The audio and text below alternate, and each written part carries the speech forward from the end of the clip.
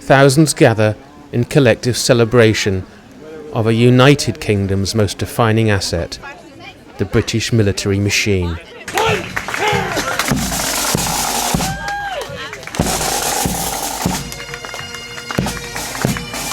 But in this, Scotland's referendum year, the political significance of such an extravagant ritual is stark. Too loaded, perhaps, for more than the briefest of flourishes from the two main political protagonists, both of whom are present for the festivities. There is a bigger message, I think, perhaps this year, because we can consider what Scotland brings to the United Kingdom's armed forces and what being part of a bigger entity brings for Scotland as well. He's on the run from his party, and his party are on the run from UKIP. And the biggest danger to Scotland as a European nation would be that if we allow ourselves to be dictated by Westminster politics. Meanwhile, a few miles up the road, another more specifically Scottish celebration is in progress. Bannockburn Live, a 700-year anniversary of the nation's greatest military victory over a would-be conqueror. Hello! It's wonderful to be here on such a special day.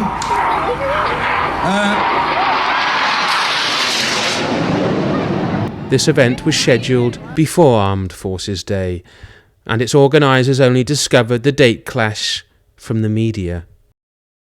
And who did set the final date for this flurry of Union Jacks? The Ministry of Defence itself. This wee song of mine I think this is exciting. We've never sung with the Red Arrows before. The mighty British state, with noisy air displays that carve impressively through the Scottish summer sky, is, it seems, still calling the shots. Prime Minister, how important is it the nation comes together and celebrates the armed forces on a day like today? Oh, I think it's fantastically important to celebrate all those serving today in our Army, Navy, Air Force, thanking them, thanking their families, and also celebrating the values that our armed forces bring to our country. But what are these values exactly? Britain's militaristic state is bred on largely uncritical public acceptance of the projection of power through warfare. I think Britain can be incredibly proud of the role that we play in the world, upholding our values, upholding the rule of law, helping to mend countries that are broken, and helping to keep our British interests all over the world.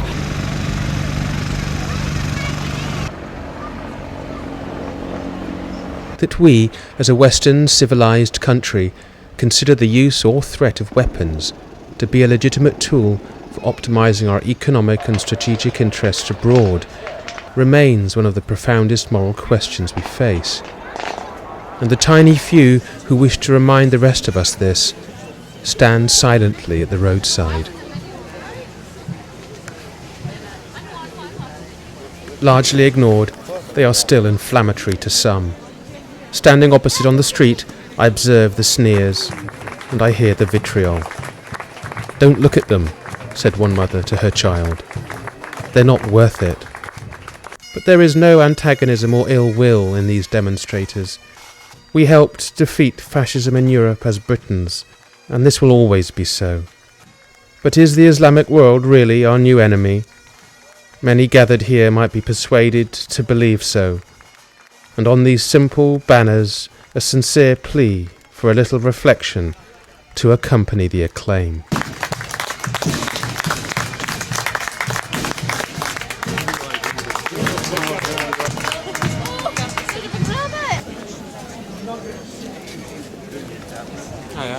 How are you doing? The last time I did something like this, I think, was that they had that huge march in Edinburgh to save the Scottish regiments, and it was certainly at the time when the British Army was very active in Iraq still, and we did something similar to this. And at that point, actually, lots of people in uniform were coming up and shaking their hands and saying, "It's great you're here."